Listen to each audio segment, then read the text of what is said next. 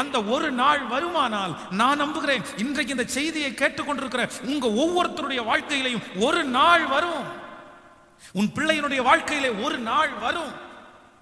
ஒரு நாள் வரும். அன்றைக்கு நீங்க இப்படி இருக்க மாட்டீங்க. நீங்க ஒருவேளை இந்த ஜெபத்துல இருக்கிற நிறைய பேர் நீங்கள் சோர்ந்து போகலாம். பாஸ்டர், இனி எங்க வரப்போகுது? இனி எங்க வரப்போகுது? காலம் தாண்டிருச்சு. இனி வராது. இனி வருவதற்கு சாத்தியமே இல்லை. இனி நான் இவ்வளவு வயசானதுக்கு அப்புறமா அந்த நாள் வரப்போகுது. இவ்வளவு இழந்ததுக்கு அப்புறமா அந்த நாள் வரப்போகுது.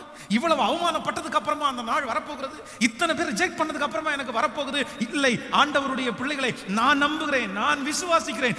80 வயதிலே வர முடியுமானால், 90 வயதுல ஒரு மனுஷனுக்கு வர முடியுமானால், இந்த சத்தத்தை கேட்டுக்கொண்டிருக்கிற யாரோ ஒருத்தரிடத்துல கர்த்தர் பேசுகிறார். இல்ல, நீ தான் சொல்லிட்டு இருக்கிற இனி எங்க வரப்போகுதுன்னு சொல்லிட்டு இருக்கிற. ஆனா கர்த்தருடைய கரத்தை பிடிச்சு சொல்றாரு, இல்ல, யோனத்தானுக்கு ஒரு நாள் வருமானால் உனக்கு ஒரு நாள் வரும். உனக்கு ஒரு நாள் வரும். அன்றைக்கு கர்த்தர் உன் எதிரிக்கு முன்பாக உன் தலையை உயர்த்துவார். அன்றைக்கு கர்த்தர் உங்களை அலங்கரிப்பார். கர்த்தர் உங்களை அன்றைக்கு ராஜாவாய் நிறுத்துவார். அன்றைக்கு உங்களுடைய கைகளிலே லட்சக்கணக்கான பணங்கள் கர்த்தர் தருவார். அன்றைக்கு இழந்து போன மரியாதை, இழந்து போன அந்த சகல கிருபையும் கர்த்தர் உனக்கு மீண்டும் தருவார். அந்த அபிஷேகத்தை தருவார். அன்றைக்கு அந்த நாள் வரும்போது சகல சொந்தத்தின் மத்தியிலையும் நீங்கள் ஒரு தனி ஆளாய் நீங்கள் நிற்பீர்கள். அந்த நாள் வரும்.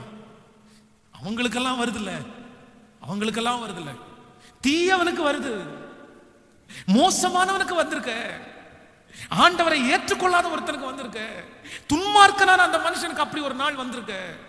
அவனுடைய துன்மார்க்கத்தினுடைய பணம் அவனோடு இந்த பூமியில அழிய போகுது. அவனுக்கும் நமக்கும் ஏணி வச்சா கூட எட்டாது. அவனை கம்பேர் பண்ணவே கூடாது. ஒரு தேவனுடைய